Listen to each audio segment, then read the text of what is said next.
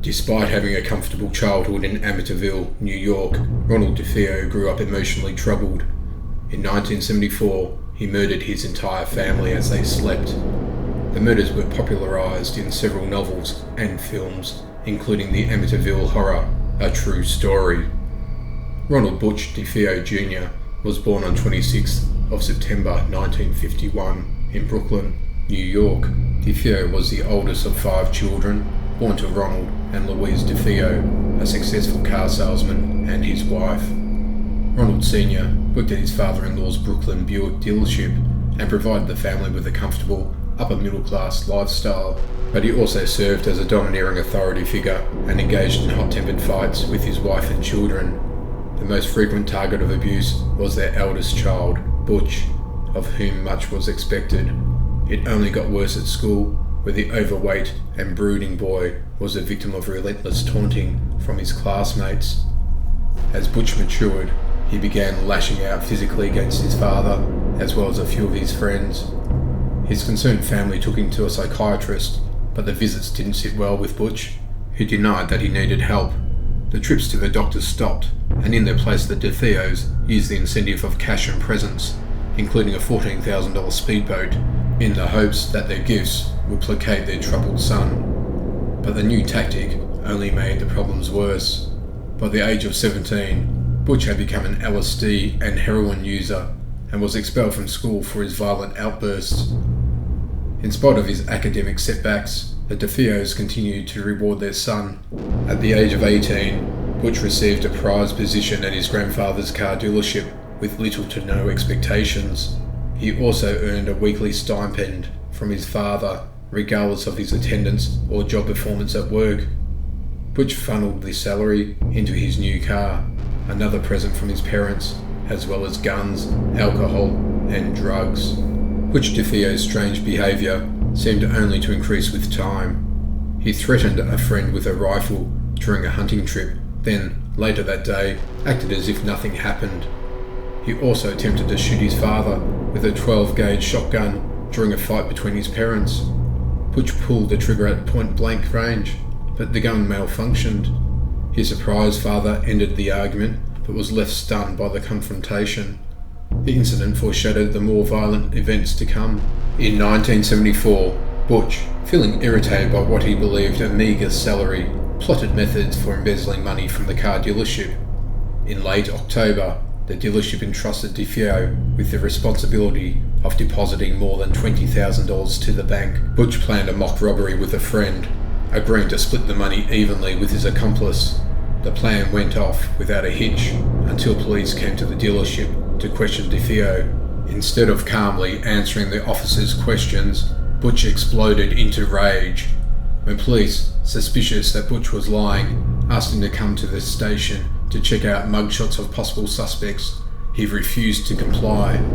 Ronald Sr. began to suspect that his son had committed the robbery, but when he questioned his son about his lack of cooperation with police, Butch threatened to kill his father. In the early morning hours of November the 13th, 1974, Butch DeFeo acted on his threat, using a .35 caliber Marlin rifle from his secret gun stash. He entered his parents' bedroom and shot them both while they slept. He then entered his brother's bedroom, shooting them both in their beds. He ended by shooting his sisters point blank in their bedrooms. All the murders took place within 15 minutes.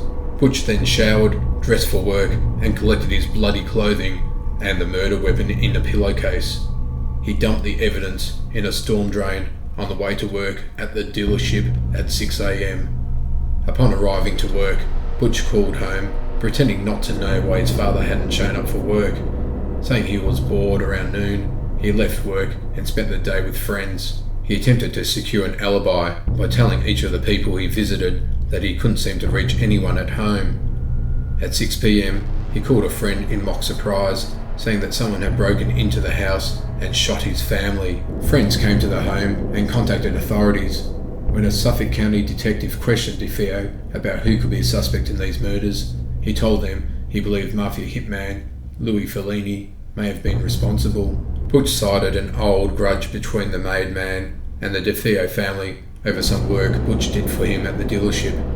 He then told police he had been up late watching TV and, unable to sleep, left for work early. He said he believed his family was alive when he left for work, then he told them his whereabouts for the rest of the day. Police placed Butch in protective custody as they searched for a suspect. After police more carefully searched the DeFeo house, however, Butch's testimony began to crumble.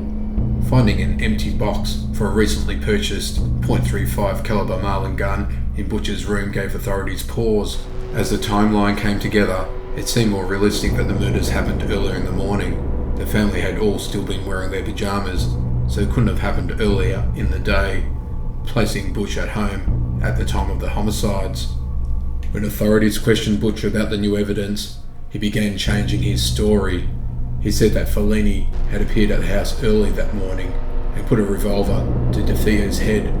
He then said Fellini had an accomplice drag Butch from room to room as they murdered his family. As the story unravelled, police extracted a confession from DeFeo. He finally broke down. "Once I started, I couldn't stop," he said. "It just went so fast." DeFeo's trial began on October 14, 1975, nearly a year from the date of the murders. DeFeo's defense attorney, William Weber, attempted an insanity plea for Butch, and the murder suspect told jurors that he heard voices that told him to kill his family. The psychiatrist for the defense, Dr. Daniel Schwartz, supported the claim, saying that DeFeo was neurotic and suffered from dissociative disorder. But the psychiatrist for the prosecution, Dr. Harold Zolan, proved that DeFeo suffered from an antisocial personality disorder. The illness made him the defendant aware of his actions, but motivated by a self-centered attitude. Jurors agreed with the assessment, and on November the 21st, 1975, they found DeFeo guilty on 6 counts of second-degree murder. He was sentenced to 6 consecutive life sentences and sent to Greenhaven Correctional Facility in Beekman, New York.